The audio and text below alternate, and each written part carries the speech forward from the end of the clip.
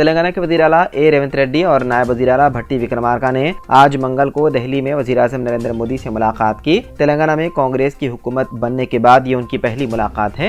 سمجھا جاتا ہے کہ میٹنگ کے دوران وزیر اعلیٰ نے زیر التوا پروجیکٹوں پر تبادلہ خیال کیا اور مرکزی حکومت سے واجبات کی اجرائی کا مطالبہ کیا۔ مرکز نے ابھی تک ریاست تلنگانہ کو پی ایم آواس یوجنا، اندرما گھر، نریگا، پنچایت راج اور دیہی ترقی کی اسکیموں اور مرکزی صحت مشن اسکیموں کے تحت فنڈز جاری نہیں کیے۔ تلنگانہ کے وزراء کومٹ ریڈی وینکٹ ریڈی، ٹی ناگیشور راؤ اور پی شرینواس ریڈی نے ریاست میں متعارف کرائی جانے والی 6 ضمانتوں پر مؤثر عمل آوری کی ہدایت دی۔ ان ضمانتوں پر عمل کے لیے اس ماہ کی 28 تاریخ سے آئندہ مہینے کی 6 تاریخ تک عوامی حکمرانی پروگرام منعقد کیا جائے گا۔ اس پروگرام کے دوران عوام سے درخواستیں وصول کی جائے گی۔ ان وزراء نے کھمم اور بھدرادری کوتاگوڑم اضلاع کے عہدیداروں کے ساتھ آج کھمم کلکٹریٹ میں 6 ضمانتوں پر عمل آوری کے سلسلے میں ایک جائزہ اجلاس منعقد کیا۔ محکمہ پولیس نے ریاست کے موٹر سائیکلوں کو زیر التوا چالانات کی فوری ادائیگی کے لیے ڈسکاؤنٹ آفر کا اعلان کر دیا۔ حکومت نے بھی رعایت پر گاڑیوں کے زیر التوا چالانات کی ادائیگی کی اجازت دے دی۔ محکمہ ٹرانسپورٹ کے سیکریٹری نے زیر التوا چالانوں میں رعایت دینے کے احکامات جاری کر دیے۔ آج سے 10 جنوری تک زیر التوا چالانات ادا کرنے کا موقع فراہم کیا جائے گا۔ حیدرآباد کے عثمانی اسپتال میں کورونا کی وجہ سے 2 مریضوں کی ہو گئی موت۔ پھیپھڑوں کی بیماری میں مبتلا عثمانی اسپتال کے ایمرجنسی روم میں داخل ایک شخص علاج کے دوران فوت ہو گیا۔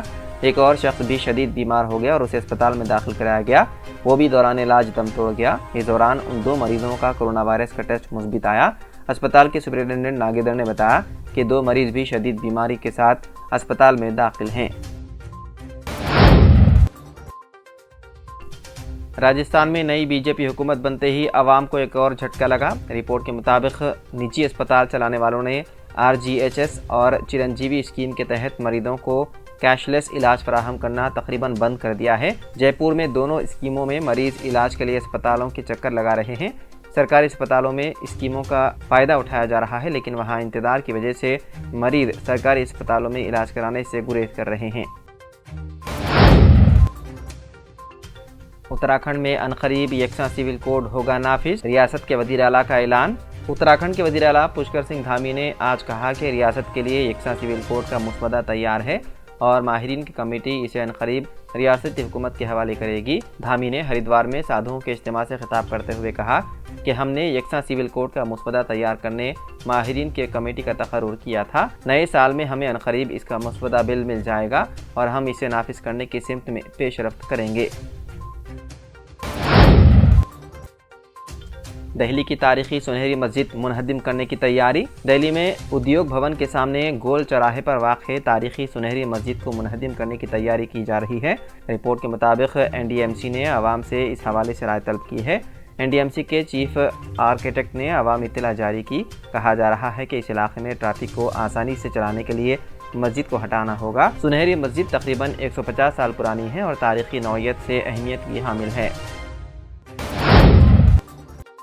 اسرائیلی وزیر اعظم نتن یاہو نے کہا ہے کہ غزہ میں جنگ جلد ختم نہیں ہوگی۔ نتن یاہو نے اپنی پارٹی کے ارکان سے خطاب میں کہا کہ حماس کے خلاف جنگ میں شدت لائیں گے۔ غزہ میں جنگ جلد ختم نہیں ہوگی۔ انہوں نے کہا کہ غزہ میں آنے والے دنوں میں لڑائی کو مزید تیز کریں گے۔ یہ ایک طویل لڑائی ہوگی۔ غزہ میں کارروائی کرنے والے اسرائیلی فوجی بھی طویل جنگ کے حق میں ہیں۔ اس سے قبل امریکی وزیر خارجہ نے بیان میں کہا تھا کہ اسرائیل کو اپنے حملوں کی شدت کم کرنی چاہیے۔ دوسری جانب عرب میڈیا کا کہنا ہے کہ مصر نے فریقین کے درمیان جنگ بندی کا منصوبہ تجویز کیا ہے۔